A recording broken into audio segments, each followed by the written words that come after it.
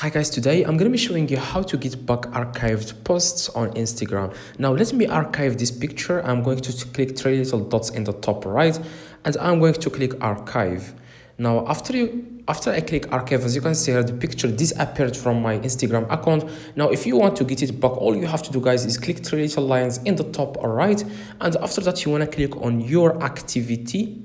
Now, after you click on your activity, you want to scroll down a little bit and click on archived, as you can see here, where it says view and manage content you have archived. You want to click on archived.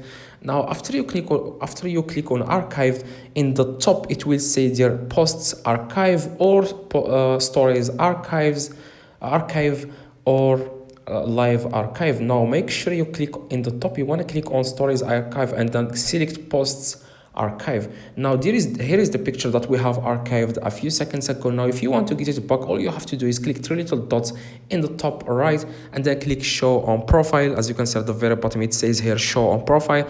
Now if we go back to our Instagram account, we can find the picture that we have archived a few seconds ago. So that's exactly how you can archive the Instagram posts. How to get back archived posts on Instagram. Hopefully this video helped you. If it does, please drop a like and subscribe. Let me know in the comments if this works. Please drop a like.